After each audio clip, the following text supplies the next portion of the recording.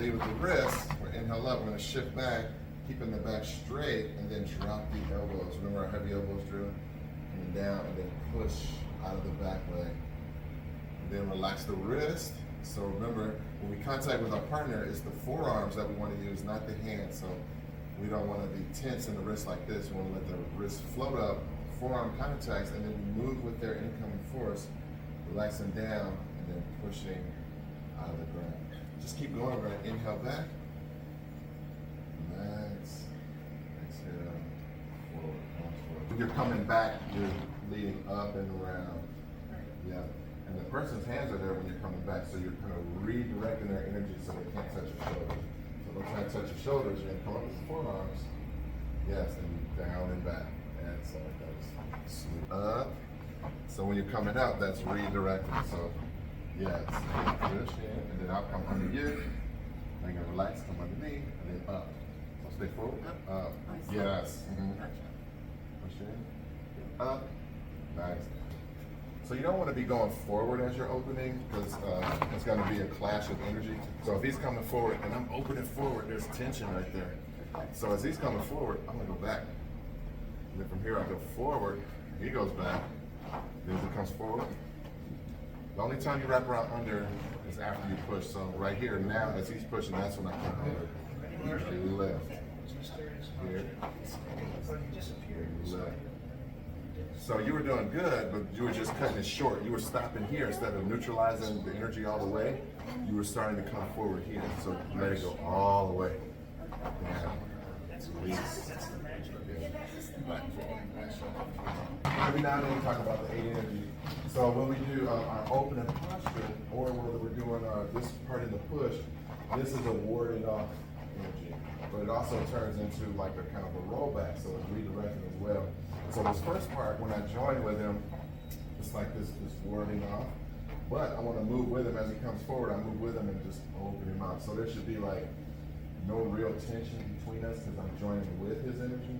So if I'm trying to come forward while he's coming forward, or opening while he's trying to open, you're going to feel it. You should feel some tension there.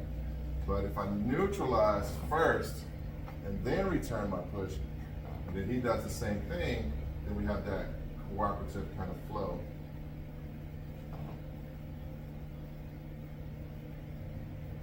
Because sometimes we were taking our back heel up too. Like if I do this, see my back foot? Yeah, he can easily pluck me. He would probably turn me to the side. I'll do it again. So if my foot comes up, I'm losing my balance, and it's easy for him to rotate me. So as we push, keep both feet down. Over. Standing out, and rolling back.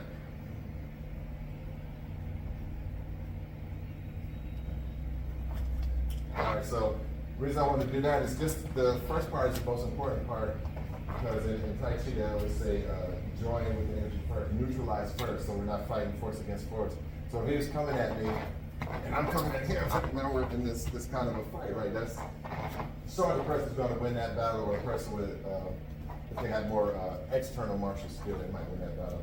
But Tai Chi is coming at me, right? I'm like, I just want to redirect this energy. I don't want to fight that force on force. So everything that we do kind of has that. We think about brush knee, if he's punching, right? I'm not blocking, I'm redirecting, and then I'm striking. This push that we just did, he's coming in, redirect first, then I can do whatever I want to do. So just when we do our line drill thing, we're joining that energy, and then relaxing. And we're going to do the same thing. We're going to do that rotation that we did on Monday. So, and we're going to start here so you can step back. Right? So he's coming in, he's not going to stop. He comes in, he keeps coming, safe and turn. So yin and the yang, we talked about that. As I do this, which hand is yin? Which hand is yang? Left hand is yin, this one is yang, right? And what's the yin quality in this hand? Soft. What else? It's going back, it's sinking. It doesn't always have to be that way, but so that means this one would be not soft, right? It's going to be hard, and it's going to be forward and rotating.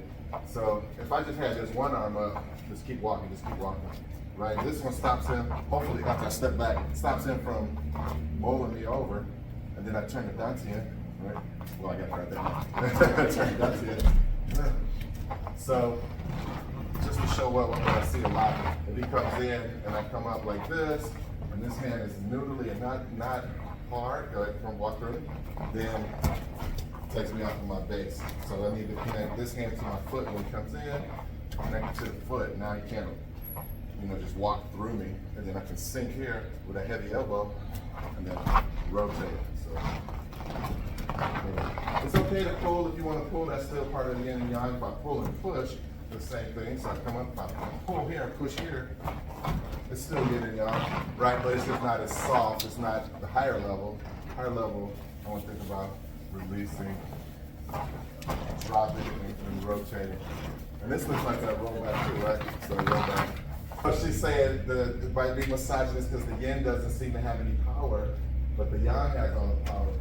But I think the greatest aspect of Tai Chi is the yin part. So watch, if he touches me here, he pushes in, this is yin. See how he's not moving me? Because I'm loose, I'm relaxed, I'm open.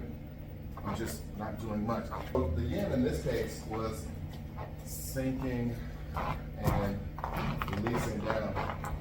So if I had two yangs, that's what we call like being double weighted. It's like force against force. I've got too much straight energies going in, so I have to split it up. Yeah. That was good though. I like that. I wasn't trying to put you on the spot.